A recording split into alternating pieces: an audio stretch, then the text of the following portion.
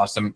Well, let's start here. Michael, do you want to just kind of give a little rundown of the top KPIs you use to evaluate a front desk performance? What are the questions that you ask? This was a question that we had submitted from Tom Kern. I don't know, Tom, if you're here, but yeah, that's the KPIs is something that people are always curious on. What should I be looking for? What's good? What's bad on some of that? Sure. I think depending on how the front desk and all the systems are set up, it might be a little bit different. But the obvious one is your arrival, your conversion rate from lead to when they show up for their first visit, which I believe is huge. Cancellation, no-show rate, copay collection at the time of service, unless there's a kiosk or something else. Not with the implementation of a lot of these automation and virtual kiosks and things like that, it changes the role a little bit. I would say, also like an NPI or some sort of customer rating of your front desk. And then I like to do also colleague ratings. Like we did a inter-office NPI. So we can have your team members rate how you're doing as well. And then besides that, depending on how your system is set up, then the task completion rate. If they're still doing phone calls or text messages that aren't automated, are they getting those in for reminder calls? Let's see. Phone ring rate, I always tried to make sure our office phone was answered by the third ring. I thought that was extremely important and not letting it go to voicemail. So we actually had people calculating that and seeing what our phone ring rate was, which was pretty fun.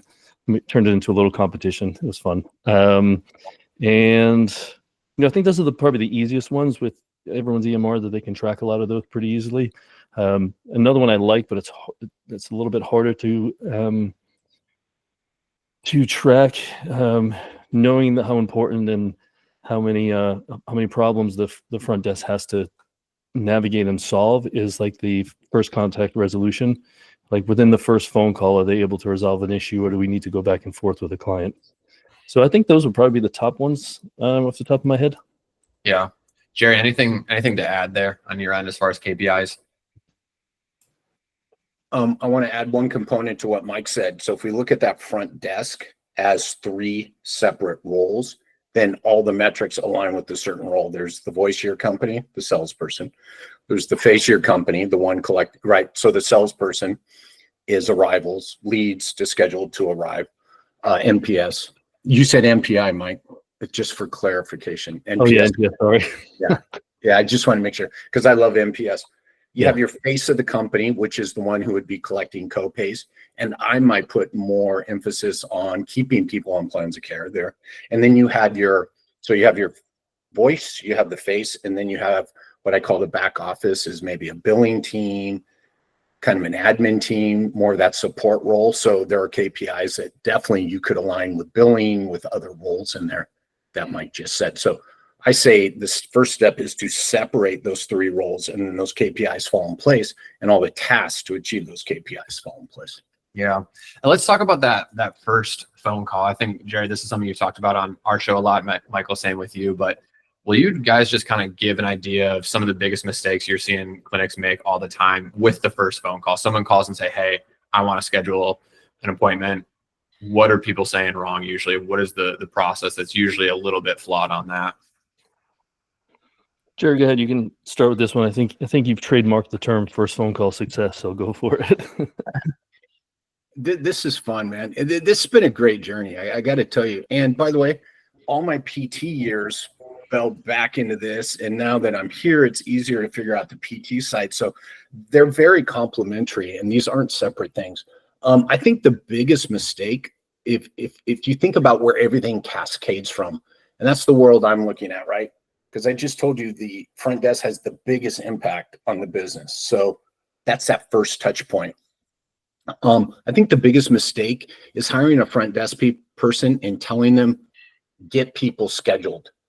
And this get people scheduled, I've got whole videos on just this mindset. If you tell me to get people scheduled, I will do it all day long. Well, as I like to say, scheduled never paid the bills. Scheduled people never dropped you $1. And I don't care if you have a cancel rate, they never dropped you $1. It's an arrival mindset. So the biggest mistake is, where is the emphasis on this salesperson on this first person who's going to touch someone raising their hand to say, I want to do business with you? Where is their mindset? And their mindset has to be setting a person up onto the schedule who is prepared to arrive, pay, and then stay. So I'd say that's the number one biggest mistake, because everything cascades from there. Yeah, I'll jump on that. And I think, and this might not be the fault of the front desk person, but of the training that they had. If someone tries to follow like a script, and it's like, you can tell they're following a script, they're checking boxes in the EMR, everything's very automated, and they're missing the human connection. I never put a time limit on those first calls. I think it's extremely important that we have that connection. You need to listen to the patient's story. You need to actively listen. You need to empathize with them. Make sure that you've got that connection and not just rush through and check boxes for your EMR just so we can, get on to the next task. So I think that would be probably the biggest mistake that I've seen. And Michael, what questions do you love to ask someone new on a first phone call? Not just I know, Jerry, you talk about all the time, not just what insurance and jumping to that immediately, but what are those first questions to just understand their problems? What do you like to ask? If I had to pick one, I would say, have you been in physical therapy before, and what was your experience like? So getting an idea if they're coming in with an already preconceived notion that you guys suck, all you're going to make me do is straight leg raises in the corner, you're not going to really help or care about me, you're going to do your paperwork, you're going to be on the computer the whole time. So getting some sort of feedback so we know what to expect. Or on the other hand, if they had a positive experience, yes, I was a huge fan of Class 4 laser, it really helped my arthritic pain. If you guys have that, I would love to be able to incorporate that. That's a message we got to get over to the clinician. So I think seeing what they're coming in with as their beliefs about physical therapy already, and then seeing if we can just add to the positive ones or negate the negative ones. Jerry, you want to jump in on that? Yeah, I'm just going to agree with Michael because that was my answer. Of all, I do secret callers. I've done hundreds, probably not thousands, but if you take all the secret callers I've done and all the calls I've listened to, we're into the thousands. Zero. I'm going to tell you right now. Zero is going to be a little bit. So I'll give you 5 of all the calls I've ever listened to, of all the calls I've ever made. Less than 1% of the people have ever asked me that specific question. And to me, it's the most important question. And let me tell you why. It's in our own research. Expectations align with outcomes. Bishop Belaski. I had read that research. This is where that whole thing about being the PT doubles back. I'd read all that research and was bringing it to my PTs and making them incorporate more expectations work in the evaluation. And a huge tipping point in my journey to go upstream and see that impact was, I said, why don't we do this before? Literally, all I did one day was go, why don't we do this before they arrive? Wouldn't this solve a boatload of problems? So I'm going to challenge everybody here because Mike and I, no brainer. Go back today, go back to this afternoon and figure out how are we going to take this person's, by the way, no past experience is a huge one, right? Oh, I don't know what to expect. It's like, thank God we asked. They're the no-show, they're the canceled, they're the drop-off. Right. So there you go. Jerry, that's scary that you said maybe 5 out of close to 1,000 that you've probably been on this far. And by the way, I rounded up. Yeah. So it's probably closer to 0 than it is. Literally, nobody has ever asked me, what do you think? You know what I learned early on? The only reason everybody here knows why I get asked if I've had physical therapy before, because you want to know where I am in my visit limit. It had nothing to do with me and my expectations. We all know that. By the way, anything I bitch about, I always got to put this disclaimer. Anything I push back on, I bitch about, I did for many years. I did it all wrong. And I'll do everything I bitch about. I did everything I bitch about. What do you guys say to clinic owners that are overly worried about getting to the insurance question, getting to the, how many visits do you have? What do you guys say to that usually? You just got to be patient. I mean, you got to get to that eventually, but if that's the first thing you're getting to, you're missing the point of connecting and getting just like initial buy-in from the potential client. And I do think some of this and what Jerry was just saying, how it's kind of shocking and how many people don't make that connection or ask about former experiences. And I think because typically this role has been filled by administrative minded people, like billers and administrators, which is nothing wrong with that, but we need more of a sales, social, hospitality type of person who knows the importance of that relationship. And I think it's getting built into the training, and hopefully people like Jerry and I and others in the field are trying to get that across to our clients and some of the educational stuff we're doing. So I think so now it goes back to hiring, like who you're going to hire for this role. You don't necessarily want to hire someone just because they've got billing experience, because the front desk role for most part is not a billing role, right? That's separate, that's outsourced, so that's another profession. And I agree with another professional. I agree with Jerry. There's like more than one role there. There's the voice of the business, there's the face of the business, and then I also, and I'm going off on a little bit of tangent here, I apologize, but That's all right. If any of you know me well, my favorite movie of all time is Pulp Fiction. My favorite character in Pulp Fiction is Winston Wolfe. If you guys all remember him, like you can just give me a nod. He's a problem solver, right? He just shows up and I don't want to swear, but Dude's wearing a tux at a party, 6 a.m. in the morning, and he shows up to solve a problem, dude. He's my all-time favorite. Oh, he's the best. And if you like go onto YouTube and watch the clip of him when he shows up and just how he handles it, he's confident. He delegates. Everyone has a role. Everyone knows their part in the team. He deals with John Travolta's character, Vince, I think is his name, who like gets a little pissy and handles him perfectly, politely, but gets to the point. He just gets shit done. And I think that's I would say that would be the third role, like overarching role of the front desk. So be the Winston Wolfe of your practice. Dude, that is awesome. I didn't think I could like you anymore, but now I do. Cindy had a question, Jerry and Michael, just saying it's often clear that someone comes in and they're shopping around, and often the first question is, "Do you take my insurance?" How do you try and work around that when that doesn't occur? Can I jump on this, Michael? Because Yeah, I wanted to use this I think this is a great transition and a great question. I just saw the next one pop up. Sorry. You're good. I'll feed it to you. Yeah, squirrel. So this is a great transition from the expectation. So I want to throw back to Cindy and possibly anybody else in this group. This was a huge problem for me early on in my journey, right? I answered all the incoming phone calls after we went out at network, and we were in survival mode. So I had to come up with something, but I didn't know why. And so my question to all of you is, why does someone ask? Because if we're going to solve this problem, we got to know why it's happening, right? It's PT again. Here we go. It's an evaluation, right? It's an evaluation. So what I'm going to throw out to Cindy or anybody else who possibly wants to type in an answer is, why do people lead a conversation with, "Do you take my..." "Hi, my name's Jerry. I have low back pain. I want to get scheduled. Do you take my insurance?" Why would they start with that?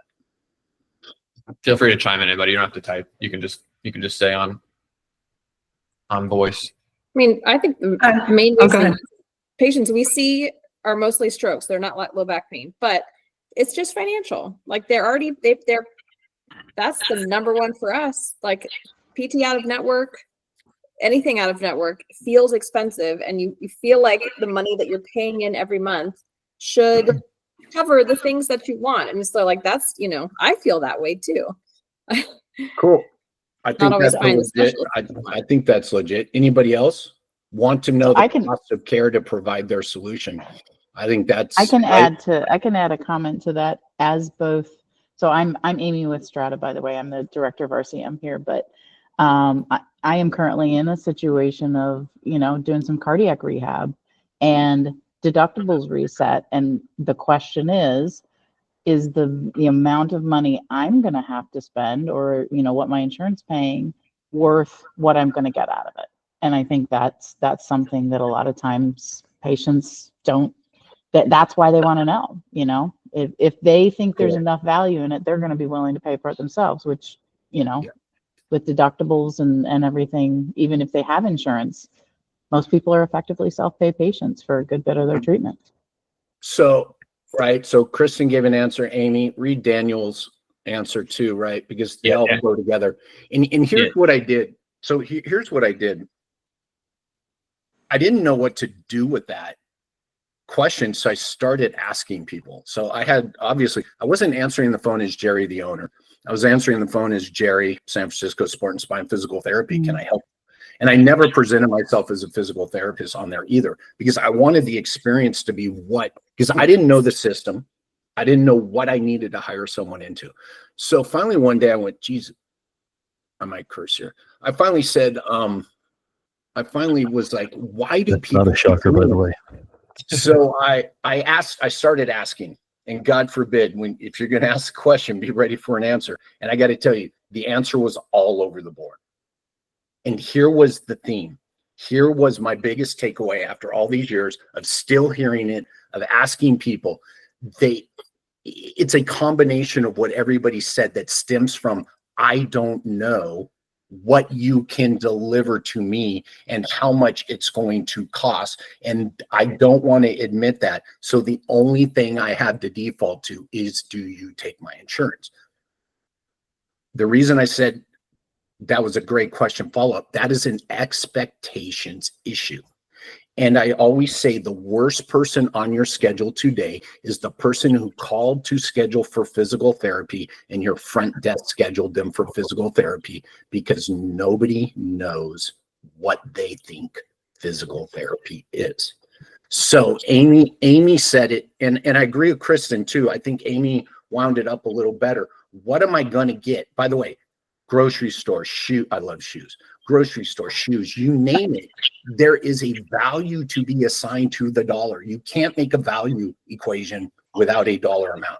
But, right, everything else we do, we see a product and we go, oh, I like that. What's the price? Now I get to make an individual value equation.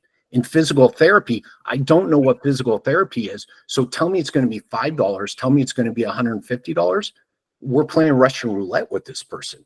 So the way I manage this is you acknowledge this at the front end. Hey, Jerry, I'd be more than happy to talk to you about the insurance side. I know this is really important to you. Yet what I'd like to do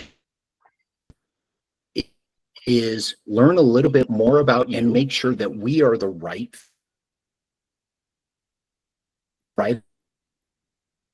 expert for you. Will that work for you? And I found that's, and Kristen's right, and Amy's right, and everybody's right. Everybody is expecting less of their insurance today than they ever did. And so that conversation is going to, wait a minute. They want to make this conversation about me. I'm going to learn more about what I'm going to get from. Tell you, you guys are going to be surprised. 80% of the people are going to say, yeah, let's have this conversation. Yeah. Can do this. And when I do this, I can stack the value before I give them a price. Yeah. Dana, I know you had a question. Go ahead and ask your question, or just if you've got a comment, Dana Strauss, feel free to jump in. Hi, Dana Strauss. Nice to meet you all that I haven't met before. I was just basically say what Jerry followed up with, maybe to just go a little deeper.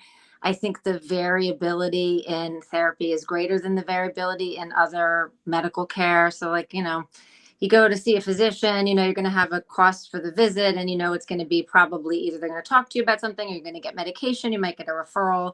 But therapy is a commitment, and anybody that's had any experience with it, even especially if it's multiple experiences at different types of settings with different providers, they really have no idea. I mean, to Jerry's point, what they're in for. And so they don't even want to get started with something that could end up being this, never ending thing. And it's really, I think, to Jerry's point again, and more of a conversation opener. Like, this is how we do things, and this is what you can expect. And, less about we are in or out of network.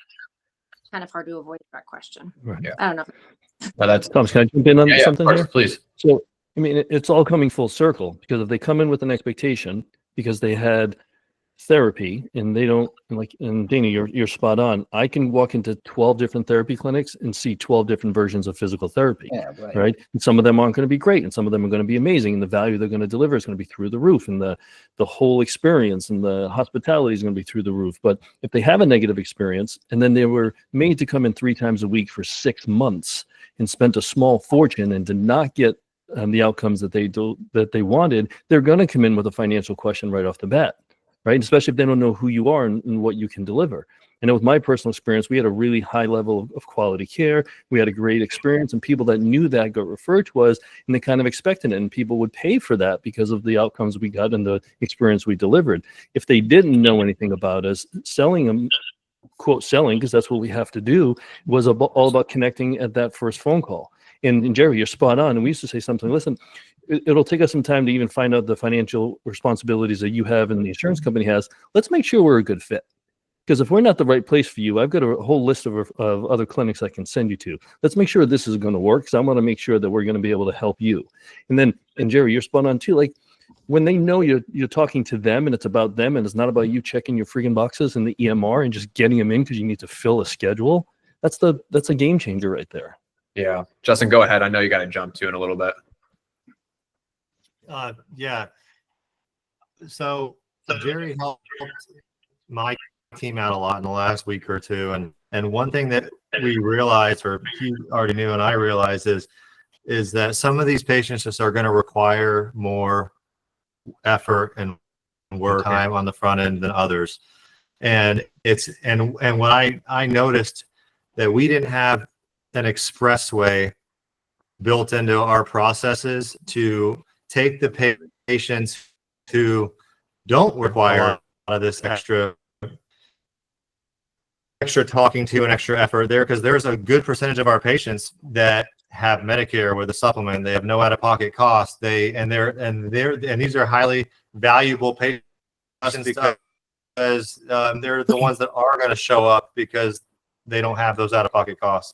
So, but what was happening is our system was getting flooded with 80 referrals per day, and we were sifting through those. And the biggest barrier to those patients that they wanted in soon, they wanted in quickly, they wanted their problem solved, versus the other person's problem might have been making sure that the value is there because they're going to have a high out-of-pocket cost. And we were losing a ton of patients that were low friction patients because we maybe took 2 or 3 days to get them on the schedule and get them ready to come in. So I think it's important to add to that conversation that you kind of need an express lane built into your onboarding process, and then that you may not. I'm not saying you should still talk about value, because like Jerry said, you need to get them to show up to their appointment, but maybe you can go ahead and get them scheduled quickly so that you don't lose them to somebody else, because hundreds of times last year during season, we got calls back where, we called that patient back 2 days later and they said, "Oh, thank you for the call, but I'm actually already scheduled with a competitor of ours right down the street because they got me in today." And you're like, dang it. Yeah, that's a great point. And I also think this is kind of a personal example, but the willingness and the questions around, is this the expert that I want? I mean, a perfect example is Michael Silva was helping me with my knee a couple weeks ago. I'm trying to find a sports PT, someone who has got knowledge of a certain type of injury. And I go into a PT clinic and I ask a bunch of questions. I go in for my first session and it's clear that the only thing they treat there is torn ACLs, because they were doing exercises for people that had a torn ACL, and that was it. And I did one session there and that was it, and never came back, and just told them, yeah, I'm all good. I don't need it anymore. And so the alignment of expectations of what your clinic is and who you're for. I think, Michael, you've done a really good job too of saying, hey, we're for these types of people. We're not for these types of people. And that's, I think, just crucial. Let's talk about, Colin, I know you got a question here. Do you have an ongoing training program for your front desk team? And if so, what does the cadence of it look like? Let's talk about just initial training first, Michael and Jerry, and then what ongoing training looks like. I'll just go quickly first. So initial training, depending on what their background is, there's always going to be some sort of communication training, which I think has got to be tops. And within that, you can break that down into, teaching active listening, empathetic listening, body language, so verbal and nonverbal communication. And nonverbal, we always made a big point, even when you're on the phone, your body language matters. If you guys all right now smile really big and try to say something mean, it's hard to do both at the same time, right? Or if you're just looking like pouty and you're down and you're frowning, it's hard to be really upbeat. So so I think communication was the top, and then just learning the efficiencies of your processes, right? Hopefully they're set, or maybe this person's helping you set them, but making sure that this person knows how to navigate the EMR, how to get the information in there efficiently, and just know their role in the whole team. They're not just there for data entry, and just when they know how they fit into this whole business and how important it is for them and the therapist to be on the same page, it's huge. And I think within that is like cross training. Like our front desk people spent hours, if not a day, with a therapist and just watched what's happening back there. And vice versa. Our therapist would spend time with the front desk to know what they're doing up there. So that's what we would do with the training there. We would use things like role playing, depending on what the person's comfortable with. We've done the secret callers within our own business, role playing, recording other phone calls, and then constant feedback, mentorship, and then any sort of extra training. We've brought outside third parties in, like Jerry and I are doing in certain practices. We bring outside people in because sometimes the point maybe hits home a little bit better when there's a non-familiar face there telling the team what to do versus the same owner that's been telling them things to do the whole time. And then we never had, in my former practice, we never had like a constant set post training, like continued. We would always do continuing education with the front desk. And again, it's where they're needed through constant feedback and observing. If I knew someone just wasn't connecting well, then we would try to get them some extra training on more of the communication and being more empathetic. If they weren't just being efficient and they were taking too long and making mistakes, then obviously it's more training on the EMR.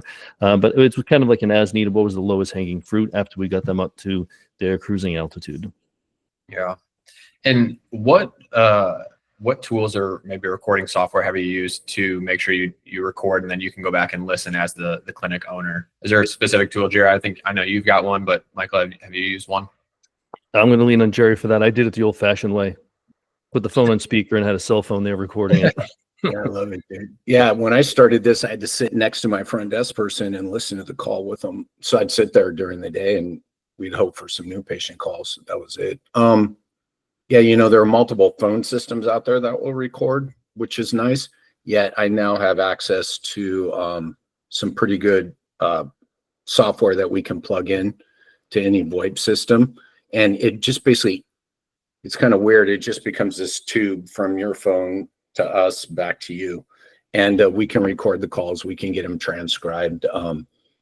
We can listen to them. It breaks down the calls pretty well. And then we can evaluate the calls. So that's what I'm doing currently these days. So there are multiple ways to get that.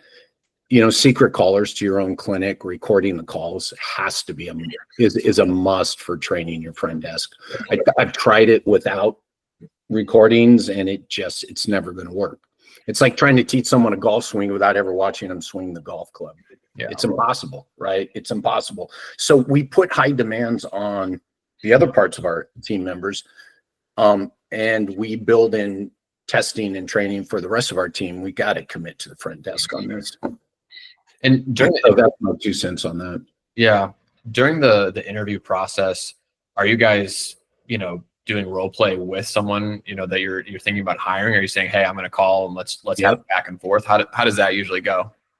So I just, when I first started this, I'd sit in all the front desk interviews. And obviously I'd let people know there were 2 of us in the room, and I'd say, look, I'm going to sit here and I'm going to listen to a lot of it. And I got 2 questions at the end of this. And the 2 questions I would ask the potential front desk person was, how much would you pay for physical therapy? Oh, and I preface it with there is no right or wrong answer. It's your answer. How much would you pay for physical therapy? And they would come up with a number. And then the kicker came in. How much is too much for someone to pay for physical therapy here at San Francisco Sport and Spine Physical Therapy? That was the tell. And so that was part of the, right? So training meant I hired the right person. You cannot train the wrong hire. I have made a career out of training the wrong fucking hire. So take it from me on the front end. Behind you, Jerry. And so, training starts with the right hire for that right role. That's why you got to post for the voice, you got to post for the face, and you got to post for the back office. And the interview has to align with that role. Because then if we're going to move on to the other part, what I do is I give them a video or an audio of an actual role play phone call as we want it to happen. I give it the SOP, and then they have to get on the phone, and I call them. Hi, my name's Jerry. I want to get scheduled for physical therapy. I have a little back pain. Yeah, and I make them go through that role play. That's part of the hiring process. And I try to get all my clients to do that too. Yeah. And the clients who don't just end up churning, man. They churn. We all try to cut corners somewhere, right?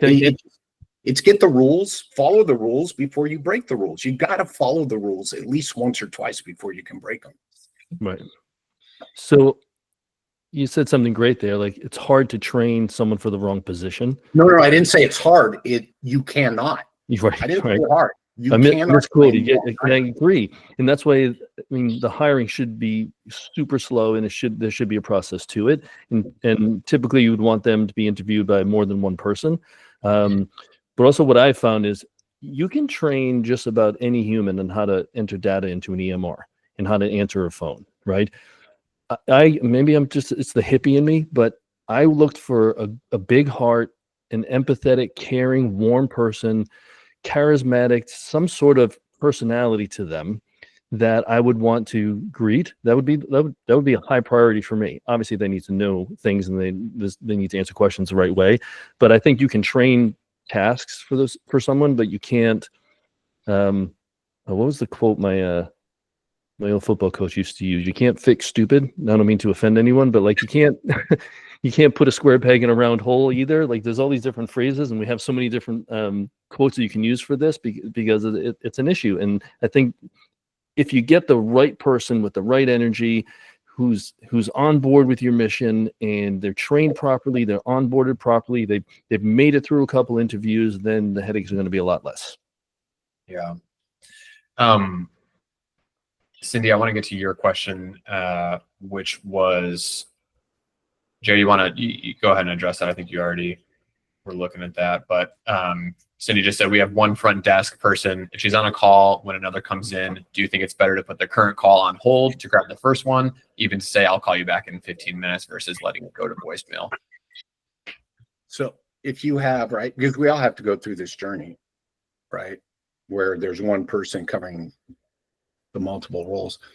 I've doubled down on, if you're on the phone, right, you tell the person who walks in, give me 1 minute, you finish the phone call. If you're dealing with someone in front of you and the phone rings, you finish with them before you pick the phone up. That's it. Right. Because it's like, everybody says, right. Oh shoot, I just lost the term. Sorry. Oh, I can multitask. I'm like, yeah, anybody can multitask as, right, everything goes down, right? So the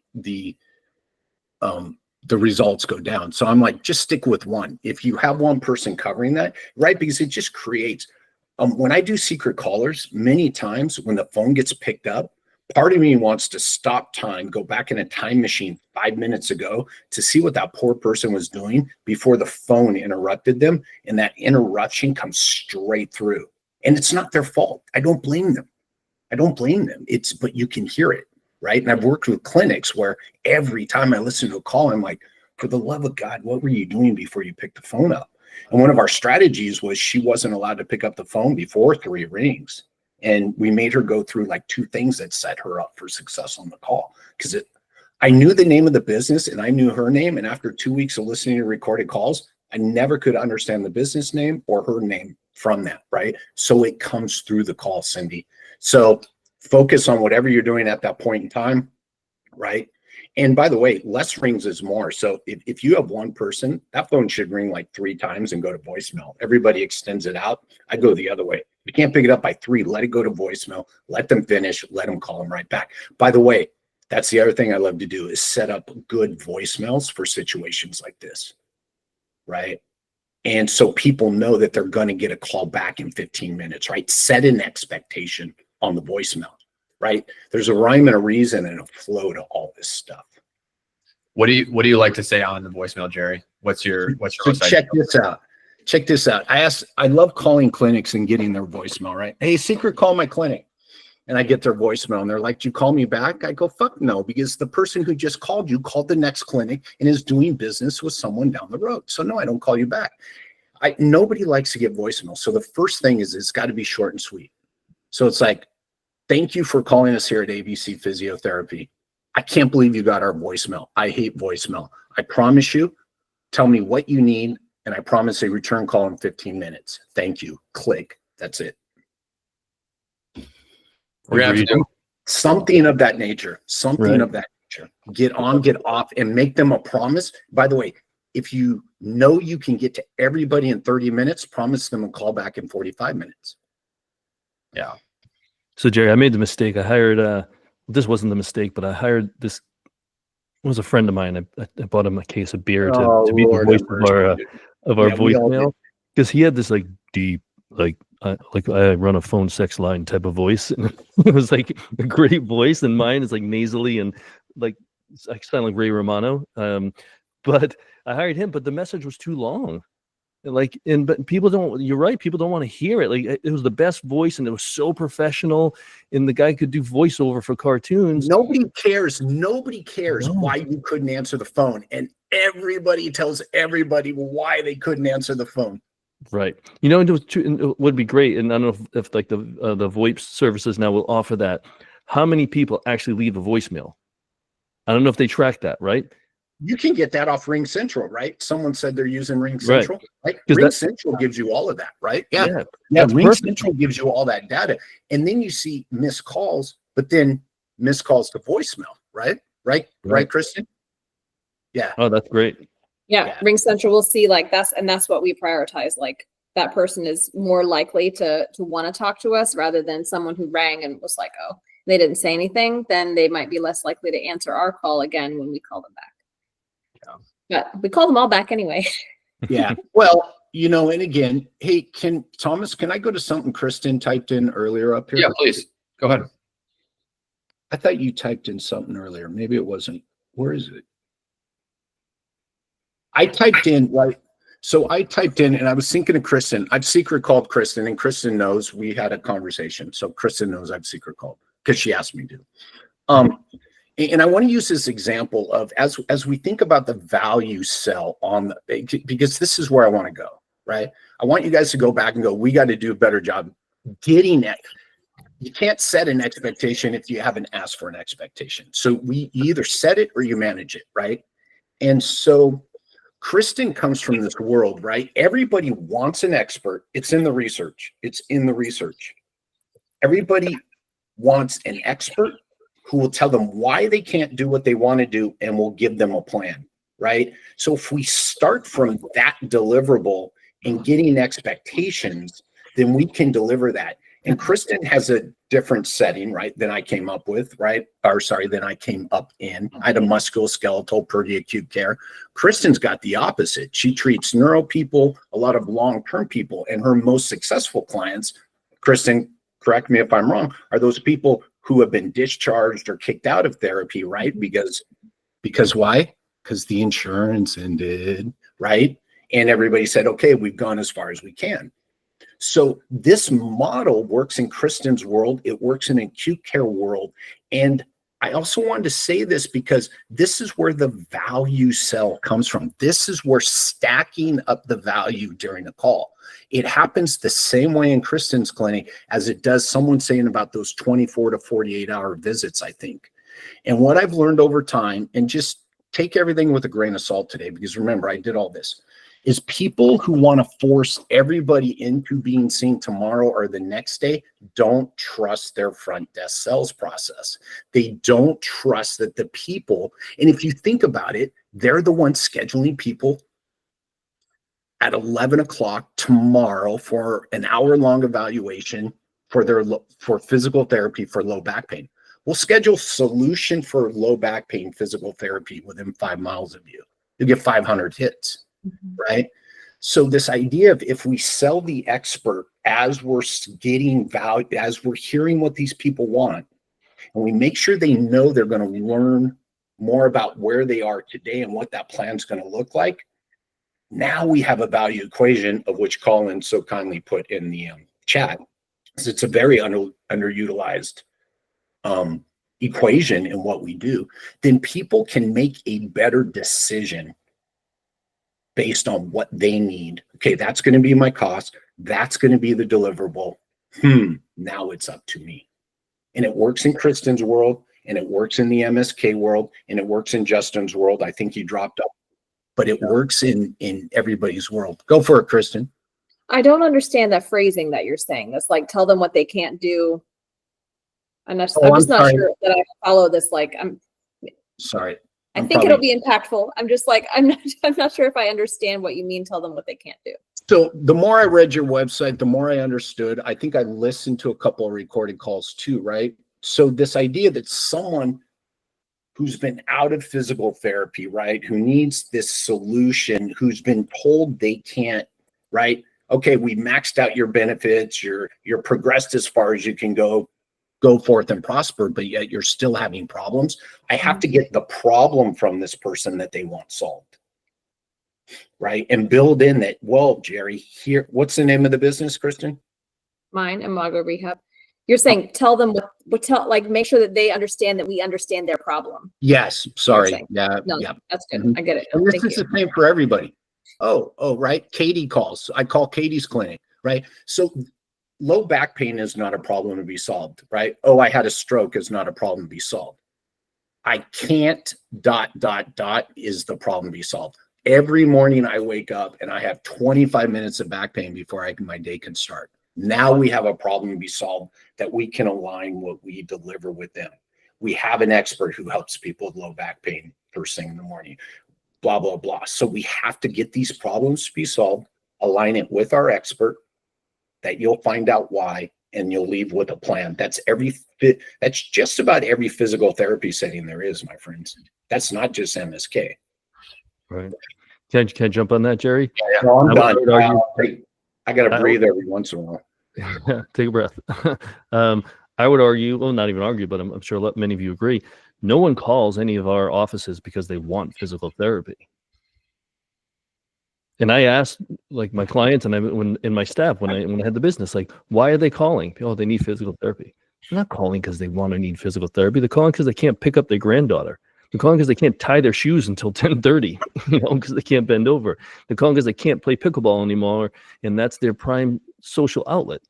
Like no one wants to come in and do exercise or get a needle shoved in their butt because they think it's fun. It's because they can't do something else. And if we know that from the beginning and listen to their story, then we're better off. Then it's much easier to sell the value and let them know how we can help them. No one really wants physical therapy. There are the few weird people that do, but most people just want to do something else. And Chris, in your setting, I have a client who has a neuro practice as well, and it's different. Like I was a sports medicine person. Most of my people could have lived a normal life without our services. They just couldn't do some of the sports they wanted. With you, you're dealing with life skills and caregivers along with it. So it's a little bit of a different picture to paint, but it's all the same. Like they're there not because they want to be there. They're there because they can't walk, right? Or they're there because they can't get in and out of the tub on their own. Yeah, I think you're spot on with like nobody wants therapy thing. I think we tell them that, but is it part of the front desk first thing they hear? That's probably not 100%. We don't dive in enough to. 100%. It has to happen at the front desk. Has to. Mm-hmm. Has to. Go ahead, Colin. Yeah, can I say something? Please. I agree. And first of all, I came here to learn a lot. My expertise lies more in the provider side of the scripting, but I agree with Jerry. I think the front desk. We're done here. Let's end the call. Say it again. I said we're done here. Let's end the call. Keep going. I agree. There has to be an emotional component tied to it. It has to be there, and people's emotions gets tied to what they can't do and what do they want to get back to doing. That's why they're coming in seeing if they can they can come see you, right? So if there's continuity with the way the front desk can just sprinkle it in, right? What is it that you want to get back to doing? Why is this knee pain what is this knee pain stopping you from, right? And it doesn't have to be super in depth. And then on the provider side, then they have an idea. So we have a notes communication between the front desk and the provider. So when the patient gets popped up on the provider schedule, okay, the conversation was briefly this. So we have meetings with our teams and stuff on a daily basis on new patients, what they called coming in for. And so there's continuity along that whole process. And so I think that there has to be that people make decisions based on emotion. And if you can tie the outcome of what they can't do to the reason why they should come see you and work with you, I think that just makes for a much stronger alignment. Amen. And you're right that people don't use intellect to make most of the decisions. It is on an emotional level, and that's a feeling thing. How do they feel about it? Are they confident? Which goes back to connecting on that first phone call, the experience you're delivering 100%. Yeah. If you ask most people to point to themselves, most people do this. Like if I say point yourself to do this, because they're pointing to their heart center, they're not up here. They're not in their brain. It's the old hippie talking again. Sorry, guys. I can't take it out of me. No. We've got about 10 minutes left here, you guys. We've got a couple other topics to cover, but does anyone have any questions that they haven't been able to ask yet? Does anyone want to jump in here? Otherwise, we'll jump to a couple more things that I've got on the list here. Cool. Okay, so one thing that we had a question, Jerry and Michael, was the structure of compensation for a front desk person. You're trying to hire them. How should they be structured? Obviously, we've got hourly. Obviously, we've got salary. But then this person's wanting to know about bonus stuff, closing, a certain amount of clients. How do you guys approach that in your advice to other clinic owners? I'm going to give this one to you, Jerry. If you want to hire a true salesperson and set them on some kind of commission structure, then you must post for a true sales position and hire a true salesperson and be prepared to manage a true salesperson. My goal, and you guys have seen it, and I'm still running with it, right, is to create the highest paid front desk person ever created. Because then the next step is you have to understand your numbers. You have to understand your break even. You have to understand the value of all these new patients to the business. And if you're looking at people as a visit and not a course of care and not lifetime value, it's going to be harder to do this. So first step is hire the right person. Second step is make sure these are people that are used to working in this environment, because the one thing about if you're going to hire someone and put them on commission, you're going to bring them in at a lower wage. So if I made this mistake early on, brought people in a comfortable wage, set up a whole commission program, 0% of the people hit the commission ever because everybody was comfortable with the paycheck they were bringing home. Right. And these were people I had already hired.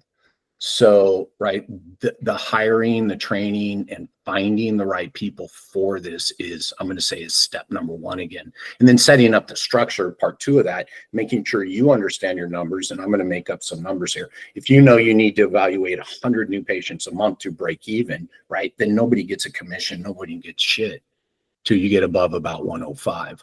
And then I build in a cushion. I like people to earn the commission that I'm already going to pay them. So that's the way I look at that structure. Yet again, you can hire someone on straight up salary who will deliver, right? Because their KPIs is lead to schedule to arrive. It's that simple. So we need this baseline, right, of arrivals for you to get paid every 2 weeks, right? It just like the PTs, it's the same as a productivity standard. So yeah, that's my take on that. Michael, any other additional input there? No, and I wanted Jerry to go first because I know he's got more of a a sales hiring commission approach, and I've learned a lot from just talking with Jerry about that. I didn't do that when I had my practice. It was a comfortable salary, and then just used intrinsic rewards and extrinsic rewards while they were there to make sure they were doing their job and make sure the training and everything we talked about earlier on in the call. And then just general, are you doing your job? Do your colleagues like you? Are we getting positive feedback? And then there's a reward system that way. But we didn't set up a commission base for our front desk. Although in the future, maybe I will. Thank you, Jerry. And where have you guys found the most, best options for finding talent, finding people? What's your any secret there other than obviously posted on the Indeeds, the LinkedIn's? What have you guys found? I'm going to start with where I had the worst luck.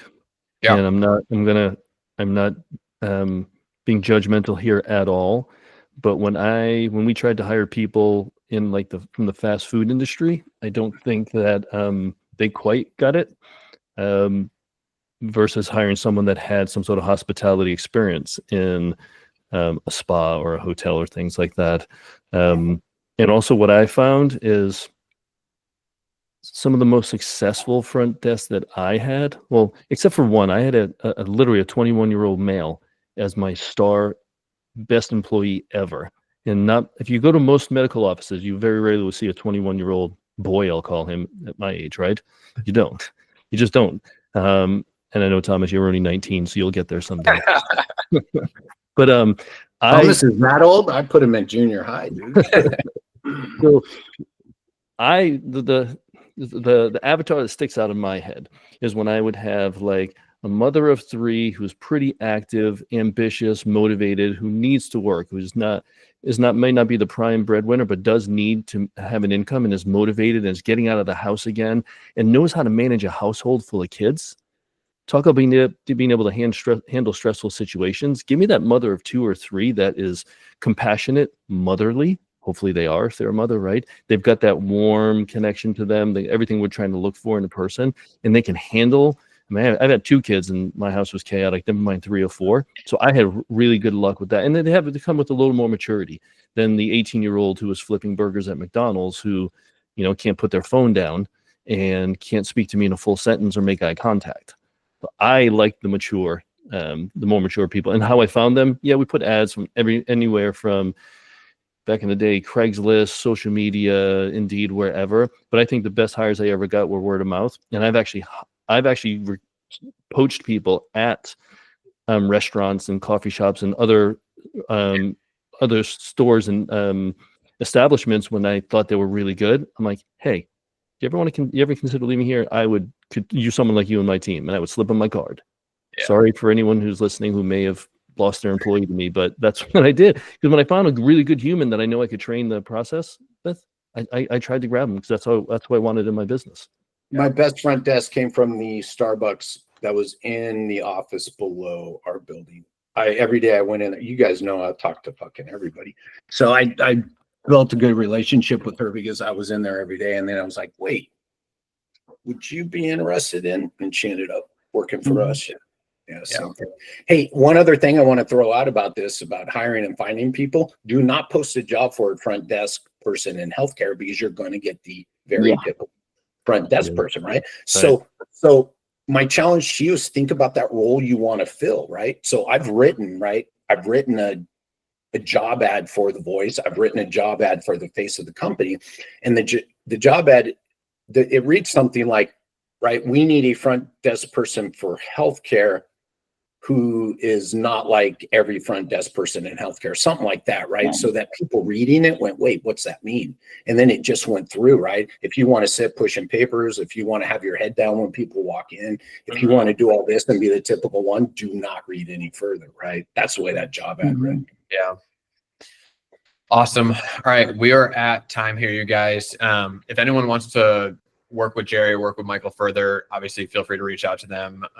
They've got a ton of content on the Strata Studios website as well. They're always on our podcast. And we will do another one of these likely in January or February. soon. So thank you guys for joining. This recording will be live likely in the next day or two. So if you want to go back and listen to something, you'll be able to do that. Especially if you're on our email list, we'll send that out as well.